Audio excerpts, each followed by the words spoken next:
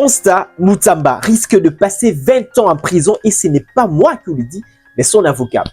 Lors du 4e jour de son audience, Constant Mutamba a manifesté le signe de faiblesse. Il n'arrivait plus à se défendre comme avant. C'est comme s'il sentait sa fin approcher. Et je me demande si son avocat n'a pas tort. Quand vous passez de 39 millions à 29 millions, avez-vous autorisé une nouvelle autorisation spéciale?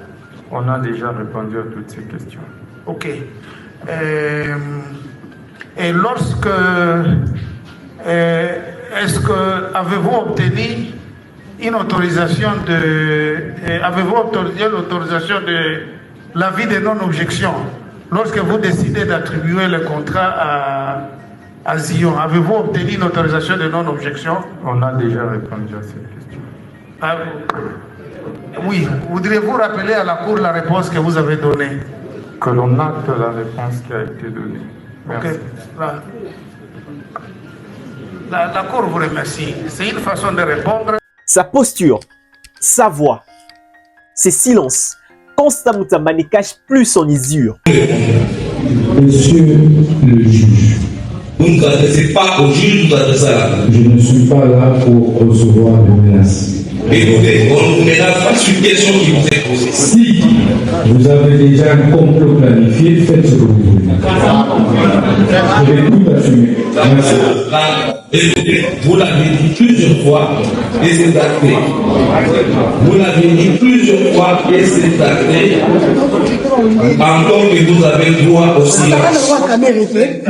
Il commence à donner l'allure d'un homme lassé, harcelé, fatigué par une procédure qu'il estime vaciller dès le départ. Il semble épuisé moralement, ce qui m'amène à dire qu'il a sous-estimé le système. J'ai été formé dans la cour du président Kabila et suffisamment formé. Et donc je puis vous rassurer que j'ai beaucoup appris de la gestion de la Res Publica sans avoir eu la signature. Aujourd'hui, je puis avec certitude vous confirmer que je vais réellement bouleverser les cours politiques des choses parce que je connais tous les acteurs politiques et ceux qui ont été avec le président Kabila et ceux qui sont avec le président Tshisekedi aujourd'hui. Nous allons veiller que l'intérêt suprême de la nation soit notre sacerdoce. J'ai pris beaucoup de temps à me préparer. Et je pense, ce qui a encore aggravé la situation de Constant Mutamba, c'est lorsqu'il a remarqué sur 10 témoins qu'il a cités, seulement 2 étaient identifiés par la Cour. Et il y a même une personne, je dirais un abonné, qui m'a écrit hier en me disant que non, Pitieps, tu avais raison, la première ministre ne va jamais se présenter. Personnellement, c'est ce qui m'amène à dire que Constant Mutamba a sous-estimé le système. Mais il faut faire très attention. Vraiment, il faut faire très attention parce que le langage corporel de Constant Mutamba ne montre pas seulement un homme brisé.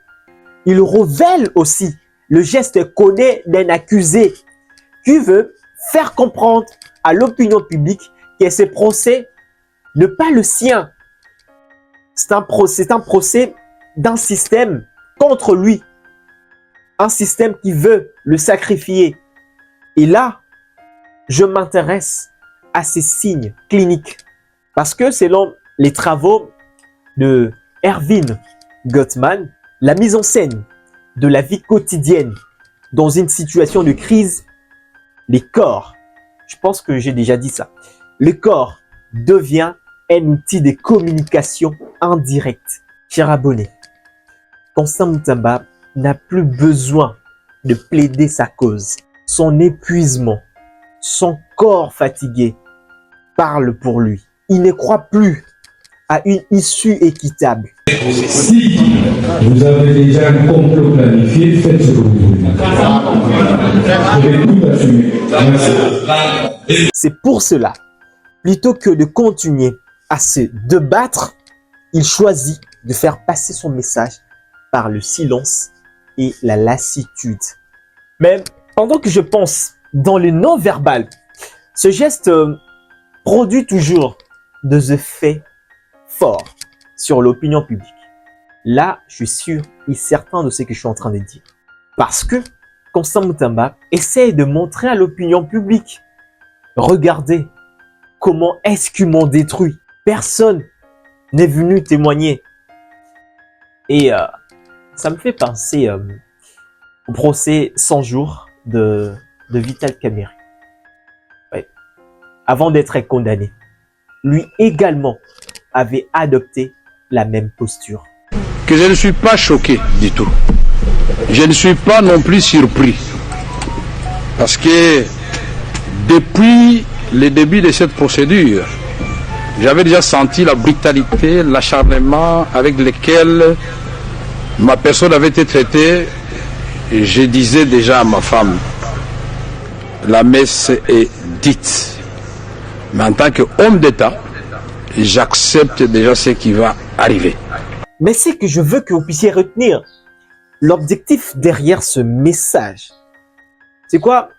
Lorsqu'un homme politique se retrouve dans cette situation, c'est qu'il veut, c'est de se retirer de la scène juridique pour occuper la scène émotionnelle, donc toucher nos émotions, que nous puissions avoir de la compassion envers lui, en se positionnant comme une victime que le système est en train de sacrifier. Et Constant Mutamba va faire graver dans notre mémoire l'image d'un homme qui n'a pas détourné, mais un homme qu'on est en train de sacrifier par un système. Et surtout, l'absence de témoins, cela a encore aggravé la situation. Parce que Mutamba sait que c'est sa faiblesse. Si le témoin ne se présente pas, ses mots ne suffiront plus. Sa parole deviendra isolée et le procès commencera à suivre une trajectoire qui va lui échapper. D'ailleurs, ça commence déjà à lui échapper. Alors, Constant Mutamba estime à quoi bon de parler. Pourquoi continuer à jouer un jeu biaisé d'avance? Et c'est là, rejoindre ce que disait Michel Foucault à propos d'une justice dans un régime autoritaire. Le monsieur nous a dit, le silence est parfois l'unique force des résistances que le pouvoir ne peut contrôler. C'est pour ça que vous avez vu, Mutamba a déposé les micros, il a remis son cache-nez, et il n'a plus parlé.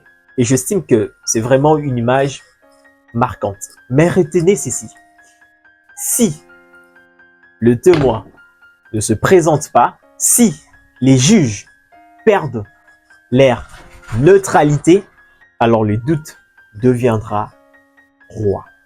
Et dans un procès où les doutes règnent, la justice recule.